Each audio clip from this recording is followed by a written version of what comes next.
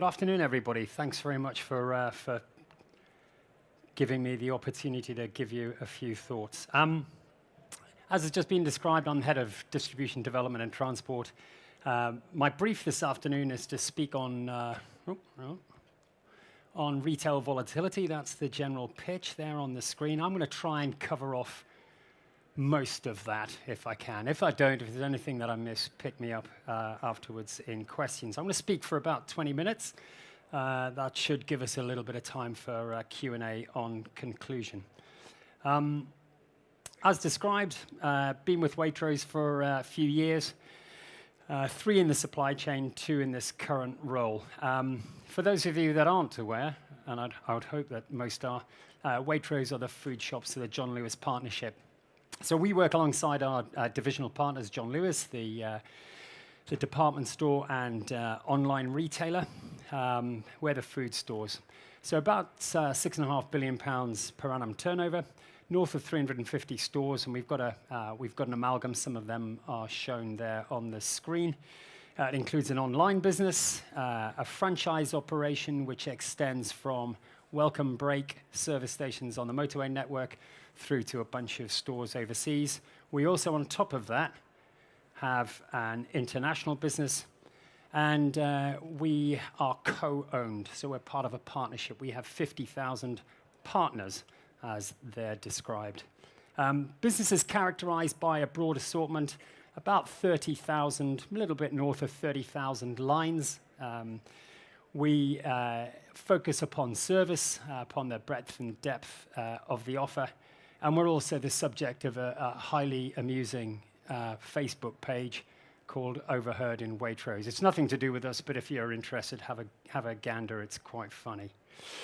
What I'm going to touch on are a few market characteristics and then just talk through some of the responses to them.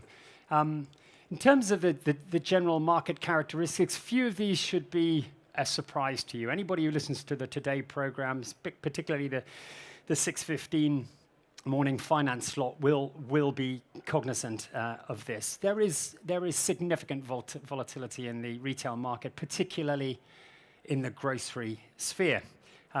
Real compression of retail growth and a shrinkage of the market profit pool.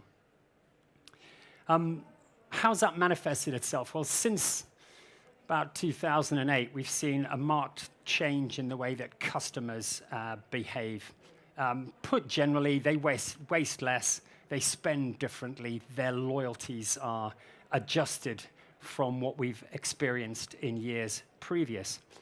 There is a real focus on convenience, whether that's as a consequence of the rush to smaller stores, the fact that people like to shop little and often, the emphasis on food to go, food for now, and indeed the sort of preponderance of digital technology, particularly, which is now available, and its evidence in store. That's matched by the growth of the online offer, particularly the ease of access to the online offer, and the tempo which is generated within it. Real simplicity now on offer. The draw of click and collect, in particular for our business, where we provide a platform for John Lewis's click and collect. Free delivery, and of course the very short notice options. Delivery into delivery slots, which cost, but clearly people are willing to pay. As far as Waitrose is concerned, we were generally reasonably well positioned to be able to deal with that, given that we had a preponderance of town centre stores. Our stores were generally smaller than some of the competition. But at the same breath, we've had to tough it out with everyone else. The availability of slots on the high street for convenience options are very limited. They were quickly snapped up. And of course, the tempo that I mentioned before in the online arena is ferocious. And therefore, we've been challenged in pretty much the same way that everyone else has been. Add to that the nature of the competition. And of course, people often just point to Aldi and Lidl, which I think is rather simplistic. Notwithstanding the fact that these days, as you walk around a store, you're liable to see customers who carry their Aldi or their Lidl bag as something of a badge of honor. They are just some of the increasing number of players in this very busy field. But of course, their entry into that field also signaled a degree of change, not least the fact that Aldi and Lidl, among others, are now offering a quality and service which is in direct competition to some of the other players. The pace and tempo of this has been such that it really does ask a question of retailers. Can you afford to play in this and every other field? And it's really, really difficult. Add to that the fact that there is the plethora and the growing influence of digital and the disruptors around who make huge use of that. There's a huge array of newbies out there, and they all want a piece of the pie. They are enabled by and very, very proficient with digital technology. I liken them to the sort of jet ski versus the supertanker, with us in the role of the latter. But what this all tells me is that it highlights the need for agility and flexibility in all areas of the retail business. But of course, there are broader challenges too, and these are pretty well understood, a number of them illustrated on the slide. Are these about to shift? I think that it would take a brave person to bet on any radical alteration to these anytime soon. Despite Mr. Hammond's pitch earlier in the week, growth is still very low. Geopolitics doesn't help. Salisbury, for example. And of course, there is evidence that we still, as a nation, remain unproductive or uncompetitive alongside some of our EU and other counterparts. The elephant in the room, no prizes, but our exit from the European Union is going to cast a significant shadow for the next few years. In my view, Brexit underpins our challenge probably in three key areas. In the first, there is the prospect of a continuing pressure on the exchange rate and the impact of tariffs or no tariffs as our future relationship becomes clear, and with the effect that that's likely to have on margin and profit. Secondly, I think the availability of labor, and I'll return to that theme in a moment. And thirdly, and probably for me the most important, is the uncertainty that it generates, because that uncertainty affects all of us, all of our customers, and of course all of our partners and staff. Just moving across to the labor theme, the challenge is already with us. If you think of Milton Keynes, that's the location of our National Distribution Centre. It's also the location of the John Lewis Magna Park complex. So we have a significant equity there, as do an awful lot of other businesses. Unemployment in the Milton Keynes area is less than 30% of the national average. And so as a barometer of progress there, we look at the way that we access agency staff. And recently, agency staff to deal with our peak period were being bussed to Milton Keynes from north of Leicester. That's a significant difference, and it just illustrates the challenge that we and others in that area have. And of course, Milton Keynes, we're there for a good reason because of its geographic location, so are lots of other people, and there's some real stiff competition playing in that particular area. So we ask ourselves a series of questions. What's changed? What do we do about it? But before we do that, of course, I haven't described all the challenges. There's gender pay gap, there's corporate social responsibility, there's the carbon challenge. And that's before we deal with all the peripheral challenges that Brexit might generate, or indeed grappling with something that, a geopolitical uncertainty that someone like the nice Mr. Putin might deliver our way. So what are the vision? Well, our response has been a values-based approach to customers in order to try and deliver what it is they want, when and where they want it. And in that, we're no different to anyone else. It's delivered as part of an omni-channel approach, and we focus in four particular areas: enhancing the customer experience, improving our website, trying to develop our online offer, expanding delivery options, upgrading the experience for customers in store.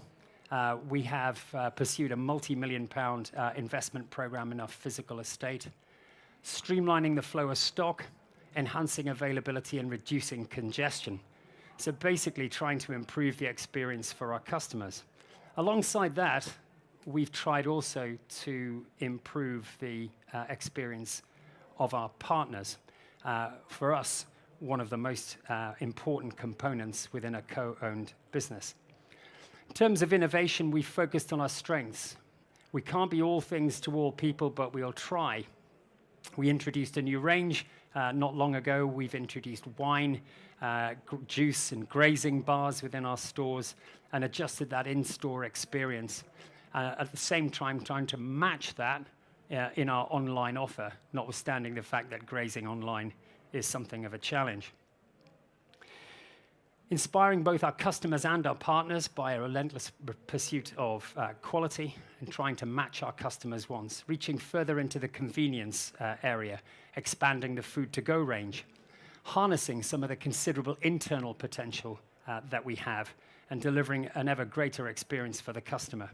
And finally, in service, one of the things for which we have been renowned over the years, but further streamlining that offer, developing the click and collect relationship, expanding into other services, whether that's seller, pet, dry cleaning, or whatever.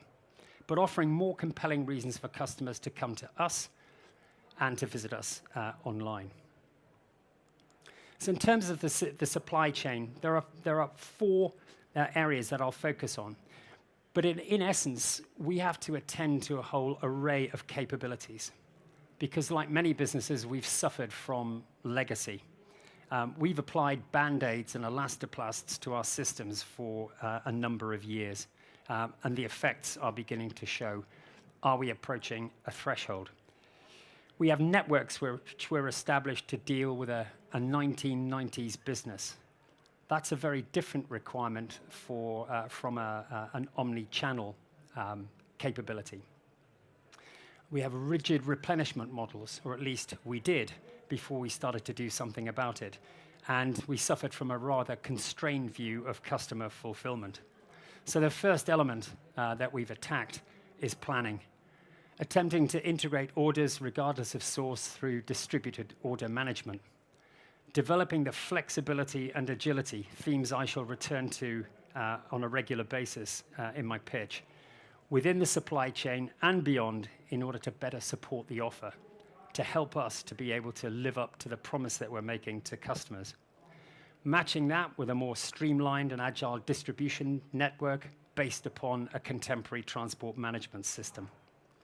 And all the way through trying to establish and assure a seamless flow across all of the different channels. In terms of location, how best do we meet the customer's need, particularly the 1 hour deadlines? And where do we position ourselves in order to be closer to the customers? How do we get the best out of our existing estate and our existing capital investment? And that's a significant challenge for us, given that we have a preponderance of stores in the southeast of England and an uneven spread across the remainder of the country.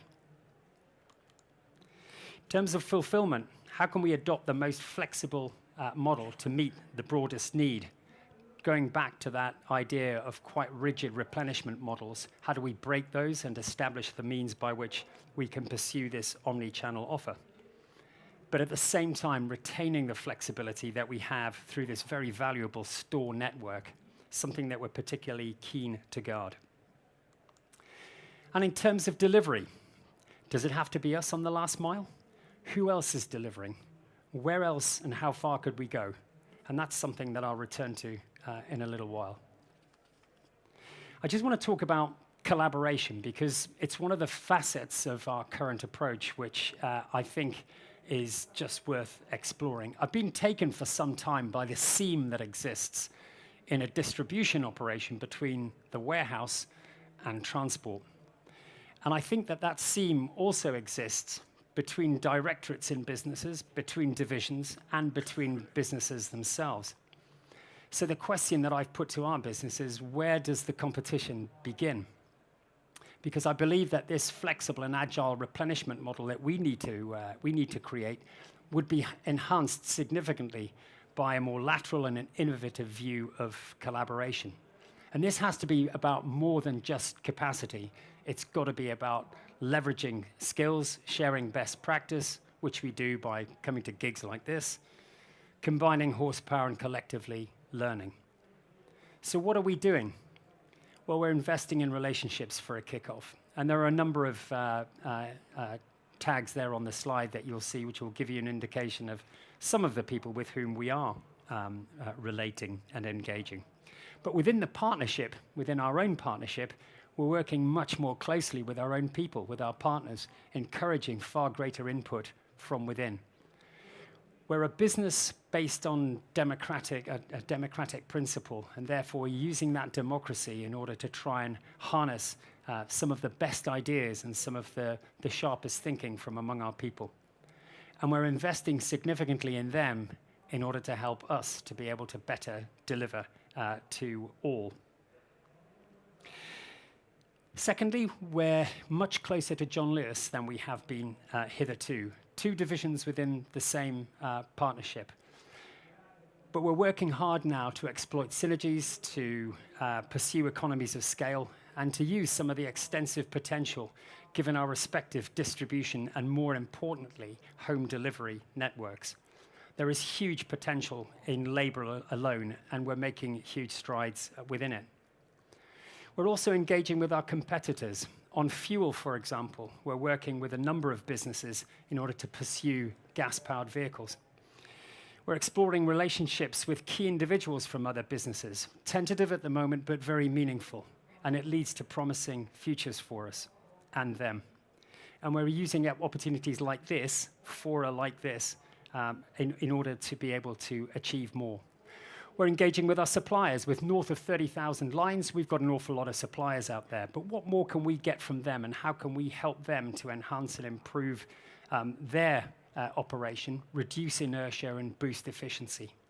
How can we tap into their ideas? With 3PLs, we have a number of 3PL partners. We're working hard with them in order to get more from the relationships. It's difficult because we're both feeling the same pinch, but we're exploring more imaginative and flexible contracting arrangements, particularly for labor, and we're striving to avoid the transactional, which can be the result of many long-standing arrangements. We engage with academia, Cambridge University on vehicle engineering, Cranfield on last-mile solutions, and Heriot-Watt in Edinburgh on vehicle design. Industry bodies, IGD, the Centre for Sustainable Road Freight, Freight Transport Association, to name but a few, and significant benefits come from there too. We work with government. We lobby hard on transport legislation, but we get benefit from that. We're in touch with a number of different agencies within government, which helps us to understand the future landscape. Who and with whom and where else should we be engaging? And more importantly, where are you all looking at the moment? Could we get to a place where perhaps our delivery vans look a bit like that? Who knows? So what about the future? Well, the intent covers a broad spectrum, not least upgrading a raft of systems. But I'd just like to touch on one or two of the things which we're doing which directly address some of that retail volatility. Automation and robotics are obvious, but we're exploring a raft of initiatives just like a lot of other businesses, from low-cost autonomous warehouse vehicles through labor-saving mechanization, through to the full spectrum of warehouse automation. I mentioned before about gas vehicles. We're pursuing a gas fuel policy, and we're in the process of shifting all of our heavy vehicles to compressed natural gas. We've developed a long-range tractor in concert with Scania, which provides significant fuel savings, and it also cuts back on our emissions. It produces 83% less CO2 than diesel, so it's hugely helpful to the environment. We're expanding that to look at some options in the small delivery van fleet, and we're working to overcome some of these fuel supply problems because it's not beyond most of us that CNG stations, gas stations, are not exactly thick on the ground. In terms of electric vehicles, we're looking at an array of options, and we're conscious of the current limitations given the effect of the very heavy battery packs on available payload. But we're exploring options for delivery van. We're at the embryonic stage at the moment, but a recent change in the weight restriction to 4.25 tons could be particularly helpful. There's lots of potential out there with battery and hybrid medium-sized trucks, although at the larger scale, the sort of thing which Mr. Tusk at Tesla presented, we don't think at the moment is a realistic proposition. Probably more likely is the vehicle top left on the photograph there, which is a Siemens electric highway. It's basically a trolley bus style affair. We believe that that potentially offers a huge amount of potential. Autonomous vehicles, well, they probably are some way off, probably 15 plus years, but their potential is huge, particularly on the ever-shrinking driver pool. And finally, on energy more broadly, better regulation of energy consumption within individual sites. And in order to enable that, delegating responsibility down to the lower level so that our leaders can exercise their own leadership over their energy consumption in the same way that they would in a house. Seizing the low-hanging fruit, like many other businesses, we've done and eaten most of that. But things like switches, timers, and LEDs, we're continuing to pursue, whilst at the same time examining the potential for the longer term. Battery storage, alternative energies, whether that's wind, photovoltaic, or whatever, as well as hybrids and storage swap, where you can pump power back into the network. So in conclusion, times are tough. We know that. No change is imminent, and retail volatility is highly likely to endure. It's underpinned by the uncertainty created by Brexit, and as a conclusion, and as an assumption based on that, we need to think very differently. Within supply chains, we need to generate the necessary agility that will allow us to match the retail ambition, whether that's in store or online. Our existing networks must change, and they need to change at pace. How can we collaborate more effectively? Where is the seam between individual areas within our business and between businesses? And who could and should we be talking to? And what are the future capabilities that we need? In a constrained financial environment, what can we afford to do? But probably more importantly, what can we afford not to do? We've got to explore all avenues, gas, robotics, alternative energy, whatever it may be. We should leave nothing off the table. Thanks very much. Thank you very much, Tim. That's great. Does anybody have any questions for Tim? No? Yeah, one over here, thank you. Hi, Chloe from Internet Retailing. I was quite intrigued by some of the names on that graphic. Morrison's, I think I had Argos, M&S, Boots, Co-op. How are you working or thinking of working with them? Well, that would be, I think that would be, sorry, I think I've been turned off. I wouldn't like to say at this stage. I think that might be slightly compromising for some of the individuals. As I say, with a number of those, that was illustrative, but with a number of those, there's tentative engagement at the moment. Like I say, it's probing, but it's meaningful. Are you able to expand maybe a little bit more on what you're doing specifically with John Lewis, which is obviously part of the partnership? Yes, of course. I described before the fact that we're two divisions within a partnership. Obviously, their main focus is, as someone once said to me, it's pairs of knickers and grand pianos, and we do tins of beans and frozen chips. But increasingly, the pressure within the market has pushed us closer together. In transport alone, there's a significant interplay now between the two fleets, and we have as a headmark a combined transport capability. When that's likely to be, it's not for me to say at this stage. That work is, in transport, it's quite well advanced, but in other areas of the business, it's less so.